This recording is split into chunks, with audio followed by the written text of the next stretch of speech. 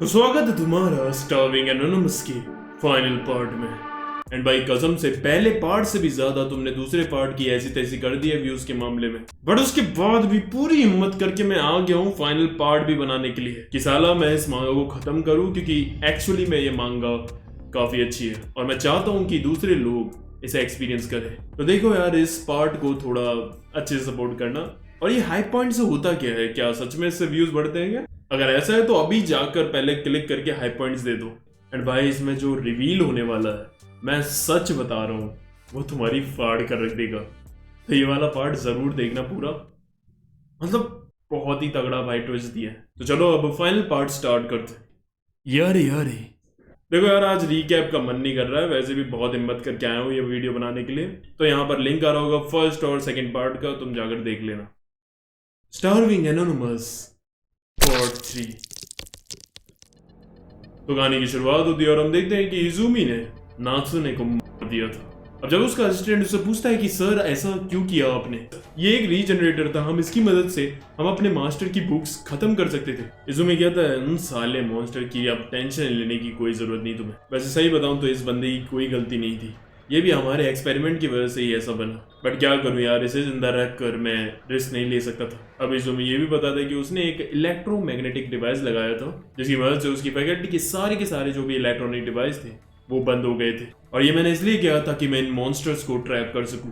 अब वो दिखाता है कि अब वो उसी रूम में कैद है और अब कोई मशीन नहीं चल रही, तो इसकी वजह से उनके पास कोई फूड सप्लाई भी नहीं है। अब नात्सुने के मरने पर ये को गुस्सा आ जाता है और वो फिर आकर इजुमी को पेलने लगता है। उसके बाद उसका असिस्टेंट उसे आकर रोकता है। इजुमी कहता है कोई बात नहीं, इसे बुरा लगा होगा, इसका दोस्त था वो। इजुमी बताता है कि मेरा पूरा प्लान यही था कि मैं इन साले मॉन्स्टर्स को कैद कर दूं और ये भूखे मर जाएं।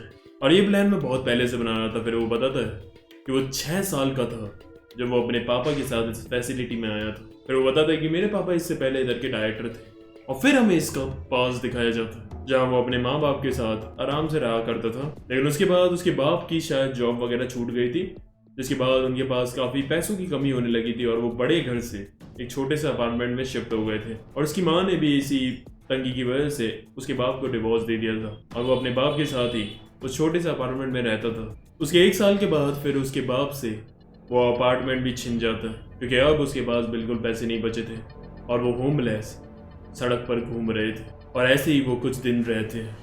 उसका बाप परेशान होकर उसके सामने रोता भी है, लेकिन इजुमी काफी छोटा था तो उसे समझ ही नहीं आ रहा था कि ऐसा क्यों हो रहा है। उसके बाद एक दिन जब इजुमी की तबीयत खराब होती है, लेकिन उसके पास पैसे नहीं थे, इसलिए डॉक्टर उसका इलाज करने से मना कर देता है अपने बच्चे के खातिर। फिर वो एसटीडी पे जाकर फोन मिलाता है और वो किसी से बात कर रहा था और कहता है उससे मैं तुम्हारे लिए काम करूंगा। एंड देन उसके बाद वहाँ एक गाड़ी आती है जिसमें से एक आदमी उन्हें बैठाकर अपने साथ ले आता है। फिर जब इजुमी की आंख खुलती है तो वो देखता है कि वो एक कमरे में था। अब जैसे ही वो बाहर खिड़की पर देखता है तो वहाँ ट्रक भरकर कई सारे इंसानों की बॉडीज आ रही थी। फिर उसका बाप उसे आकर उसे झूठ मूठ बोलकर उसे समझाता है कि ये इंसानी बॉडीज नहीं है बल्कि डमीज है। मैं यही काम करता हूँ यहाँ पर डमीज बनाने का। अब कुछ 10 साल तक वो अपने बाप के साथ वही फैसिलिटी में रहता है और उसे वहाँ से बाहर जाना भी अलाउड नहीं था।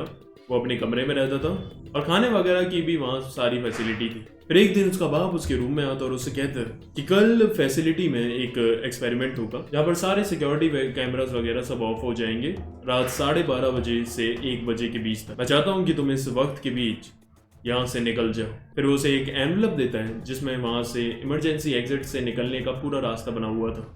फिर वो उसे ये भी कहता है तुम यहाँ से निकल जाओ, उसके बाद मैं भी फिर आराम से थोड़े दिनों बाद आ जाऊंगा। अब उस दिन रात में इजुमी वहां से निकलने के लिए निकलता है, लेकिन अब उसे क्यूरियोसिटी भी थी ये देखकर कि इस फैसिलिटी में आखिर होता क्या है,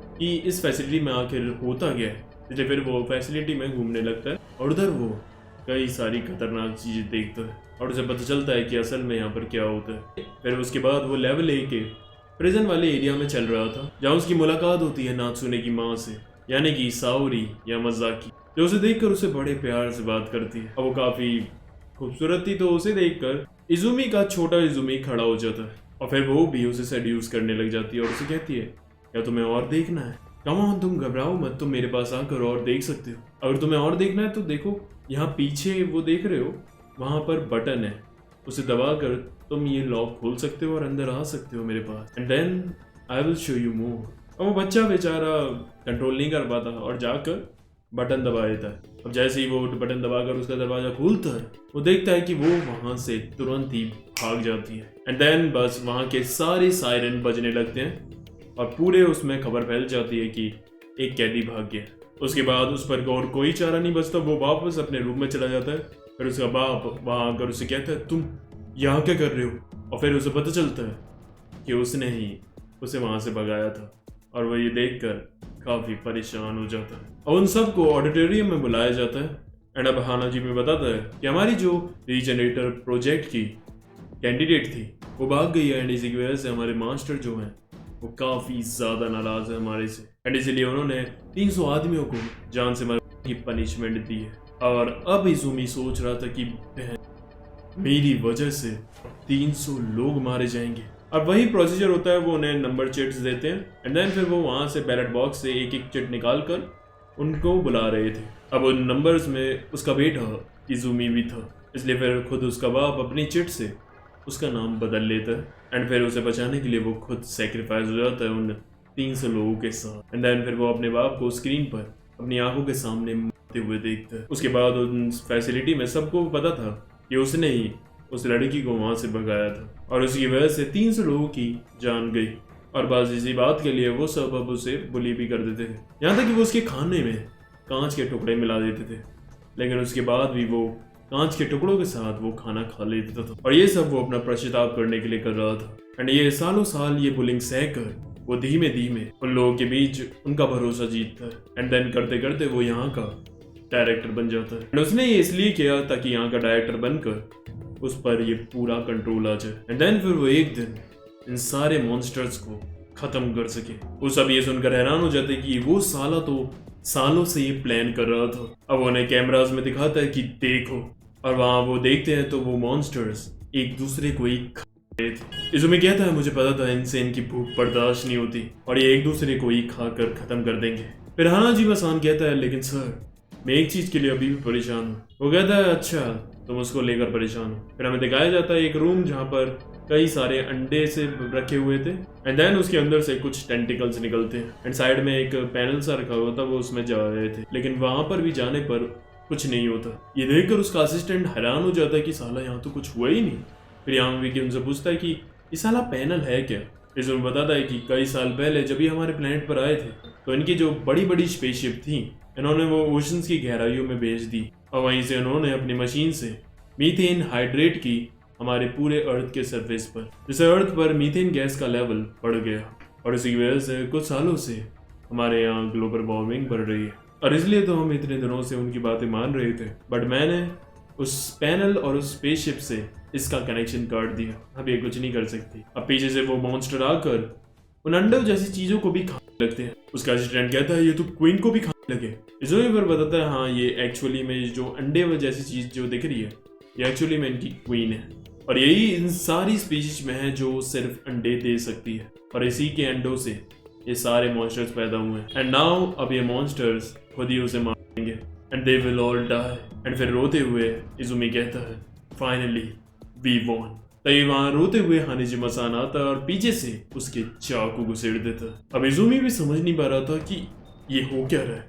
हानिजिमा-सान कहता है ये मैं नहीं कर रहा सर। एंड देन फिर वो उस पर चाकू से मार कर उसकी आंख नाक उंगलियां सब कुछ काट कर उसे मार देता है। फिर हानिजिमा कहता है मैंने नहीं किया ये, पर पता नहीं मुझसे हो गया। मेरे अंदर कोई आवाजें मुझे सुनाई दे रही थी जो कह रही थी मुझसे कि इसे मार दो। तभी वो आगे बढ़ता है उधर एक बटन दबाने के लिए, लेकिन यहाँ अभी के आकर उसे रोक लेता और कहता है तुम ये बटन क्यों दबा रहे हो। इसे दबाने से वो सारे के सारे जो भी मॉन्स्टर्स अभी कैद हैं वो आजाद हो जाएंगे। एंड देन तभी वो यामाबीकी के एक मुक्का खींच कर मारता है जिससे उसकी गर्दन उल्टी पुल्टी हो जाती है। अबे सैम, पकिया, इसकी खोपड़ी उल्टी पुल्टी हो गई। अब वो चीखने लगता है और कहता है तुम साले मेरे रास्ते के बीच में मत आओ। एंड देन फिर वो नोटिस करते हैं कि एक्चुअली में ये हानाजिमा-सान नहीं है। उसके पैरों से एक्चुअली में एक वायर आ रही थी और वो एक्चुअली में क्वीन की वायर थी एंड वही उसे कंट्रोल कर रही थी और उसके द्वारा ही वो बोल रही थी। एंड फिर क्वीन ये और ओगुरु से बात करती है और कहती है अगर तुम हमें धोखा क्यों दे रहे हो, हम ये सब तुम्हारी भलाई के लिए कर रहे हैं। अब मैं तुम्हारे बारे में बिल्कुल नहीं सोचूंगी। एंड फिर वो जाकर वो बटन दबा देती है एंड उसके बाद वहाँ के गेट्स खुल जाते हैं और वो सारे के सारे मॉन्स्टर आजाद हो जाते हैं एंड अब वो बाहर की दुनिया में निकल जाते हैं। वो सब के सब अभी बहुत भूखे भी थे। अब यहीं से सीन शिफ्ट होता है और हमें दिखाया जाता है कि कहीं जंगल में एक बंदा कैंपिंग कर रहा था, तभी सामने उसे वही मॉन्स्टर दिखता है उड़ते हुए। एंड बहन, मुझे पता नहीं था कि ये उड़ भी सकते। अब हमें एक औरत दिखाई जाती है जो कि भागते हुए अपने घर पर पहुंचती है और वो देखती है तो वहां पर खून वगैरह पड़ा हुआ था। वो देख रही थी कि कहीं उसका बच्चा जिंदा भी है कि नहीं। तभी साइड से उसकी बच्चे की गर्दन आती है और वो मॉमी कर रहा था। लेकिन फिर हम देखते हैं कि असल में वो मॉन्स्टर था जिसने उसकी गर्दन को अपने हाथों में फंसा रखा था और वही उसकी आवाज में मॉमी कर रहा था और एक्चुअली में वो उसे फंसा कर अपने पास बुला रहा था। और हम देखते हैं आसमान में तो हजारों की मात्रा में ये आसमान में उड़ रहे थे और अब ये पूरे के पूरे शहर में फैल जाते हैं और हर जगह लोगों को मार रहे थे। हर जगह इनकी दहशत फैल रही थी। हम देखते हैं कि वो साले फ्लाइट जितनी ऊंचाई तक भी उड़ रहे थे और एयरप्लेन को फाड़ कर वो क्रैश कर देते हैं और हर जगह इन्होंने दहशत मचा रखी थी। अब वहाँ कुछ सोल्जर्स उनसे लड़ रहे थे तभी वो नोटिस करते हैं कि ये साले तो और ज्यादा मल्टीप्लाई हो रहे हैं और इनकी पॉपुलेशन बढ़ती जा रही है। अब क्वीन जो थी वो रोने लगती है कि मेरे पुअर लिटिल बेबीज। अब वो गुरु कह रहा था, बहन तुझे क्या रोना आ रहा है, हमारे लोग मर रहे हैं और तूने ये दहशत फैलाई है। अब ये को गुस्सा हो जाती है और वो कुर्सी लेकर उस पर पटक देता है। गुरु उसे रोकता है और कहता है इससे कोई फायदा नहीं, असल में बस ये इस बंदे को कंट्रोल कर रही है। फिर क्वीन कहती है एक्चुअली मैं ये कभी चाहती ही नहीं थी, मैं ह्यूमन काइंड को क्यों ही खत्म करना चाहूंगी। I mean you are our food supply, अगर तुम खत्म तो हम भी खत्म। मैं तो हमेशा से ह्यूमन काइंड को बचाना ही चाहती थी। फिर वो बताती है कि मेरे जो चिल्ड्रंस हैं वो काफी अंडर डेवलप्ड है।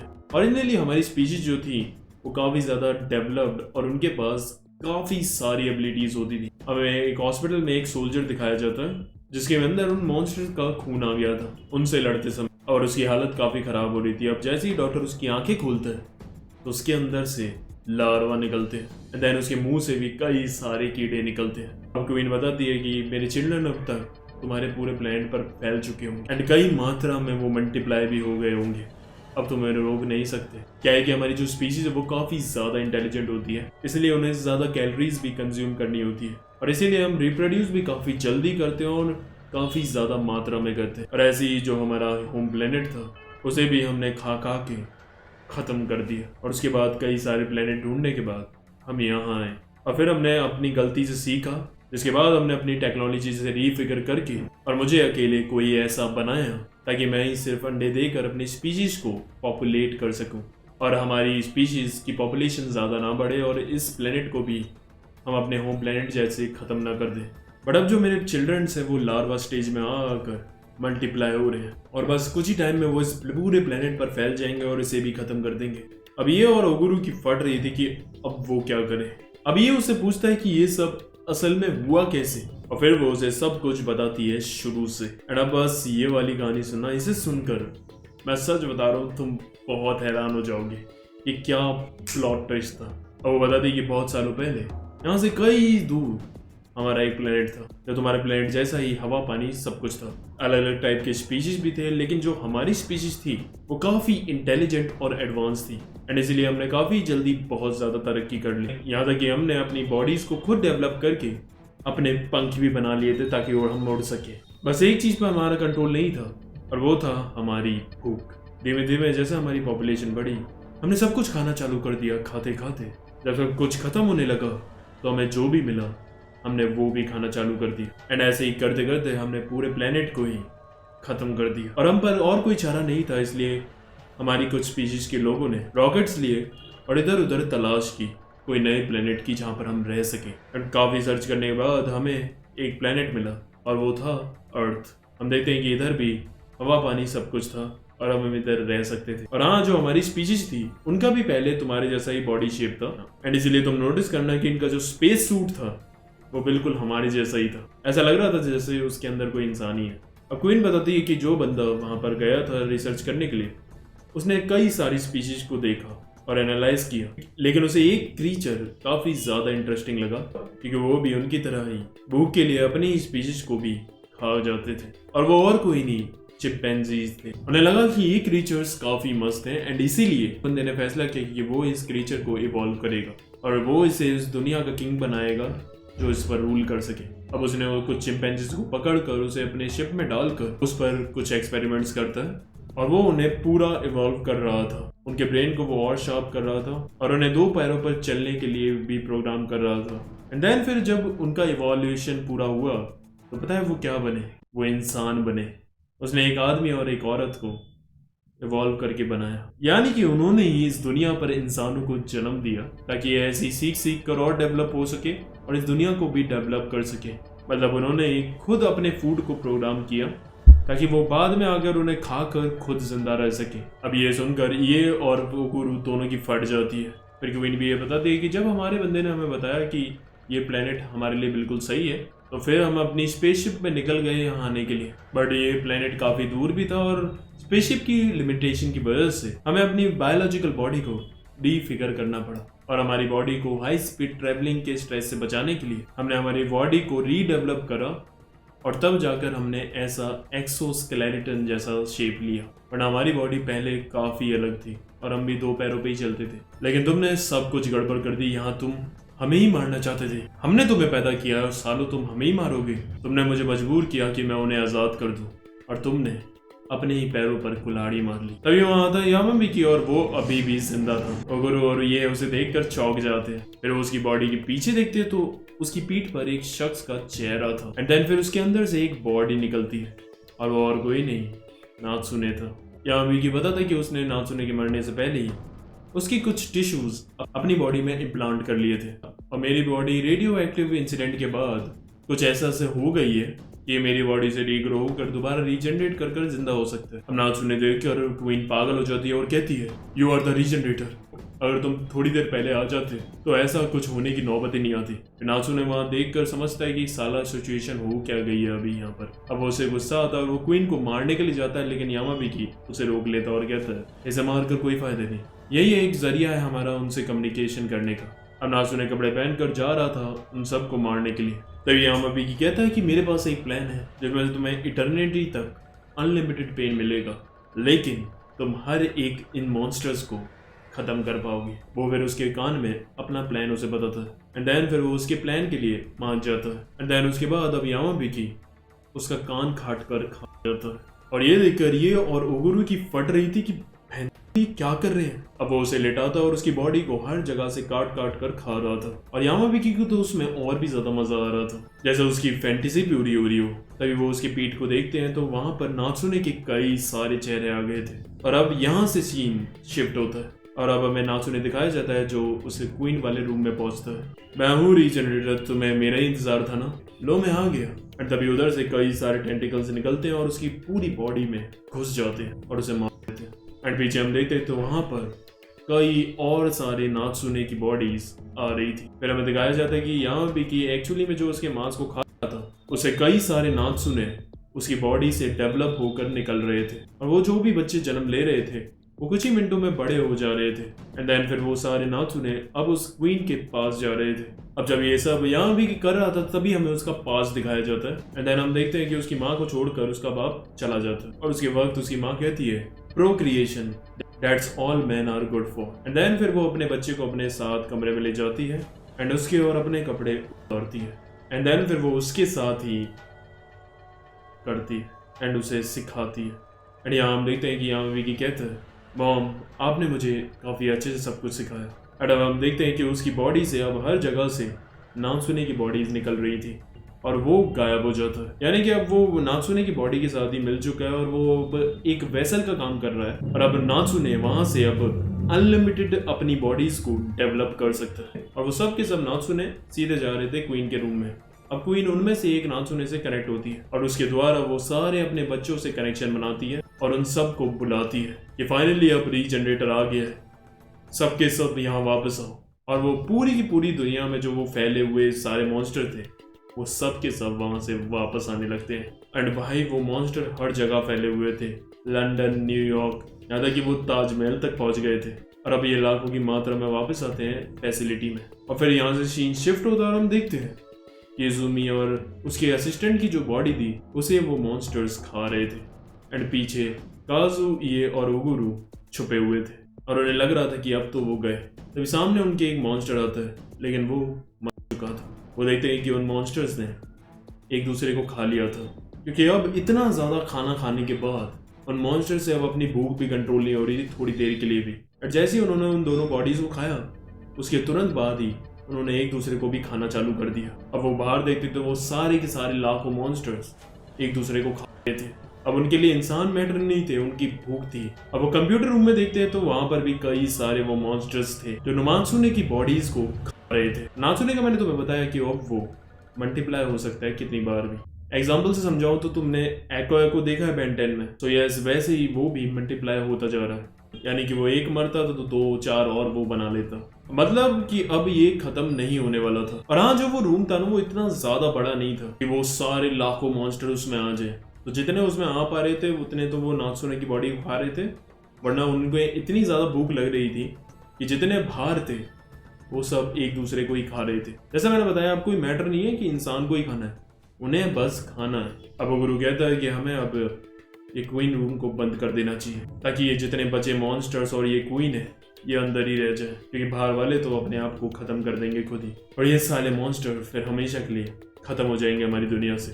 लेकिन ये इससे एग्री नहीं कर रहा था। वो कहता है नहीं, अगर ऐसा हमने किया तो जो नात्सुने है वो अंदर ही रह जाएगा, वो बार बार रिप्रोड्यूस होगा और ये बार बार उसे खाएंगे, एंड वो बेचारा ये दर्द अंत काल तक सहता रहेगा। और वो कहता है तो तुम्हें क्या लगा, उसका प्लान ही यही था। उसने और यामाबीकी ने सैक्रिफाइस करा ताकि वो इस दुनिया को बचा सके। जब स्क्रीन पर वो देखता है तो नात्सुने उसे कहता है close the door my friend, and then ये फिर दिल पर पत्थर रख कर बटन दबाकर वो डोर क्लोज कर देता है। अब ये लोग बाहर निकलते तो वो वहां देखते हैं तो सारे के सारे मॉन्स्टर्स ने एक दूसरे को खाकर खत्म कर दिया था और हर जगह सिर्फ उनकी बॉडीज पड़ी हुई थी।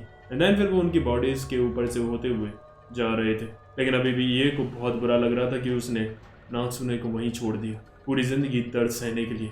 लेकिन फिर वो दोनों उसे जजते से वहां से ले जाते हैं क्योंकि उन पर और कोई चॉइस नहीं थी। अब हमें दिखाया जाता है कि 3 साल बीत चुके हैं एंड सब कुछ अब नॉर्मल हो गया था अर्थ पर, और जो ये और वो काजू हैं वो भी अब एक साथ ही रहते हैं क्योंकि जो उनकी फैमिलीज थी वो 3 साल पहले उसी इंसिडेंट में मारी गई। और एक्चुअली में उस इंसिडेंट में अर्थ पर 40% पॉपुलेशन मारी गई थी। सो यस, ये इधर इन पर इम्पैक्ट तो बहुत तगड़ा छोड़ कर गई। और हाँ, ये और जो काजू हैं उन दोनों ने स्कूल छोड़ दिया और अब वो जॉब करते हैं। और जो ओगुरो था वो साला तो बहुत ज़्यादा फेमस हो गया क्योंकि वो इतने साल जो क्रेडल में रहा था उसने उसकी स्टोरीज बताई न्यूज़ वालों को, और उसके ऊपर उसने कई सारी बुक्स वगैरह भी लिखी और वो दबा के भी की। अब हम देखते हैं कि लेकिन ये अभी भी अपनी ज़िंदगी से खुश नहीं था। बार बार उसे नात्सुने की याद आ रही थी कि कैसे वो अभी भी तड़प रहा होगा और उससे ये सब सहन नहीं हो रहा था। और एक दिन वो एक नोट छोड़कर जाता है काजू के लिए जिसमें लिखा हुआ था कि मैं जा रहा हूँ और मुझे ढूंढने की कोई ज़रूरत नहीं है। एंड देन फिर हम देखते हैं कि ये वहीं पहुंच गया था जहाँ पर क्रेडल ऑर्गेनाइजेशन थी, लेकिन गवर्नमेंट ने ना उसी वक्त ही उसे मिसाइल से उड़ा दिया था। लेकिन ये को भरोसा था क्योंकि जिस लेवल पर नात्सुने फंसा हुआ है वो काफ़ी नीचे अंडरग्राउंड में थी और उसे विश्वास था कि वो अभी भी जिंदा है, इसलिए वो खोद खोद कर उस तक पहुंचने की कोशिश कर रहा था। और वो कई दिन तक वहाँ खुदाई करता है, वो काफ़ी बड़ा गड्ढा भी कर देता है वहाँ। इसे देखकर मांजी द माउंटेन मैन की याद आ गई। जब तक तोड़ेंगे नहीं तब तक छोड़ेंगे। अब उसके बाद वो ऐसे ही लेटा हुआ था बाहर और इतने दिन खोदने के बाद भी उसे कुछ नहीं मिलता, तो उसकी हिम्मत भी काफ़ी ख़त्म हो रही थी और उसके दिल में क्वेश्चन भी आ रहा था कि क्या सच में अभी भी नात्सुने जिंदा होगा या उस मिसाइल के हमले में वो मर गया।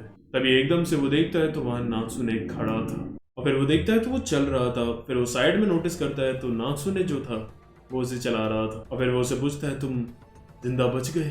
वो कहता है हाँ, मैंने उन सबको मार दिया, हर एक को।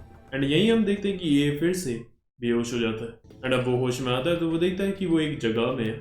वहाँ नात्सुने कहीं परछाई में खड़ा हुआ था और फिर वो उससे बात करता है और उससे कहता है क्या तुमने प्राइम डिजीज के बारे में सुना है? तो अब देखो, मैं तुम्हें ना इस डिजीज के बारे में सिंपली बताता हूँ, प्लीज थोड़ा कॉपरेट करना क्योंकि मेरी बायो काफी कमजोर है।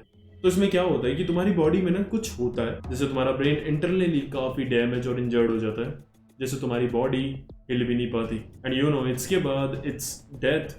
तब नात्सुने उसे बताता है कि उसने बस वही डिजीज अपने अंदर डेवलप कर ली। क्या था कि इतने स्ट्रेस में भी वो बार बार रीजनरेट हो रहा था क्योंकि उसे वहां पता था कि हाँ भाई वो मरेगा, वो भी गंदी तरीके से मरेगा और उसे दर्द भी खतरनाक वाला होने वाला है। लेकिन उसके बाद भी वो बार बार रीजनरेट हो रहा था और उसे डर और स्ट्रेस भी हो रहा था और उसे यकीन था कि ऐसे ही स्ट्रेस और फियर से उसके अंदर वो डिजीज डेवलप हो सकती है, और इसीलिए वो रीजनरेट करता जा रहा था और रुक नहीं रहा था। एंड देन बस ऐसी ही उसकी 2-4 बॉडीज में वो डिजीज डेवलप हो गई। एंड देन उसके बाद उन्होंने उसकी वो बॉडी खा ली, जिसके बाद उनको भी ये डिजीज हो गई एंड एक एक करके वो मारे गए। हाँ, इसमें टाइम तो काफ़ी लग गया, but they got the results. अब यहाँ से यामाबेकी भी आता है और वो देखकर हैरान हो जाता है कि साला ये भी जिंदा है। यामाबेकी फिर बताता है मेरा प्लान ही यही था कि नात्सुने को पेन सहना पड़ेगा इटर्निटी तक, बट हाँ, इस प्लान से हम हर एक मॉन्स्टर को खत्म कर पाएंगे। अब ये कहता है ये बहुत बढ़िया हुआ कि तुम दोनों जिंदा हो, चलो अब तुम मेरे साथ ही रहना, मैं अब काजू के साथ रहता हूँ, हम चारों बड़े मजे करेंगे। नात्सुने कहता है थैंक यू, बट एक्चुअली में हम कुछ और करना चाहते हैं, हम एक्चुअली में पूरी दुनिया एक्सप्लोर करना चाहते हैं, घूमना चाहते हैं, अभी हमें और भी बहुत कुछ देखना है, इसलिए अब हम तुम्हारे साथ नहीं आ सकते। देन फिर वो वहां से चले जाते हैं और तभी ये नींद से जागता है और सामने काजू खड़ा था। वो देखता है तो वो एक बस स्टॉप के बेंच पर लेटा हुआ था। काजू कहता है तुम्हारा लेटर देखकर तो मैं घबरा गया था, इसलिए मैं तुम्हें यहाँ पर ढूंढते हुए आया हूँ। ये कहता है तो अच्छा, वो सब एक ड्रीम था, और फिर वो हंसने लगता है। एंड देन फिर वो वहां से बस लेकर निकल जाते हैं और यही ये मांगा खत्म होती है। अब इसकी एंडिंग को लेकर ना काफी सारी थ्योरीज हैं, वो मैं तुम्हें बता देता हूँ। अब नोटिस करना कि जब ये को नात्सुने ने उठाया था और उसे वो ले जा रहा था, तब मेरे हिसाब से वो सपने में नहीं था। उस वक्त नोटिस करना कि इसकी जो दाढ़ी थी वो इतनी ही बड़ी थी। एंड देन फिर शायद जब ये बेहोश हो गया तो नात्सुने ने इसे बस स्टॉप की बेंच पर लिटा दिया। एंड उसके बाद जब उसने उसे प्रायर डिजीज के बारे में बताया था, जहाँ पर यामाबेकी भी था, तो वहाँ इसकी दाढ़ी देखना, वहाँ पर ये क्लीन शेव, तो मुझे लगता है कि ये तो शायद इसका सपना था। पर लोगों का ये भी कहना है कि ये को प्रायर डिजीज के बारे में कुछ नहीं पता था। तो ऐसा भी कहा जाता है कि ऐसा हो सकता है कि नात्सुने पर कुछ ऐसी पावर्स हो जिससे उसने इसके सपने में आकर इससे बात करी हो और इसे उस डिजीज वगैरह के बारे में बताया हो कि कैसे उसने उन मॉन्स्टर्स को हराया। ये तो है कि नात्सुने जिंदा है क्योंकि उसने ही इसे बेंच पर लेटाया, बट हाँ, यामाबेकी का मैं कह नहीं सकता कि वो जिंदा है कि नहीं। बाकी तुम पर छोड़ता हूँ, तुम्हें क्या लगता है। बाकी मुझे लगता है कि ये वाला सपना था और यामाबेकी मेरे हिसाब से जिंदा नहीं है, नात्सुने जिंदा है। वीडियो अच्छी लगी हो तो तुम्हें पता है क्या करना है, कर दो, और अगली मांगा मैं कौन सी पकड़ूं वो बताना। वैसे मैं सोच रहा हूँ क्लाइमर ही कवर कर दूं, बट टाइम लगेगा क्योंकि वो बड़ी मांगा है तो उसकी बड़ी बड़ी वीडियोस बनेंगी। तो अगर तुम पेशेंस रख सकते हो तो मैं वो कवर कर सकता हूँ, कमेंट करके बता देना। आज के लिए बस करते हैं, आरिगातो।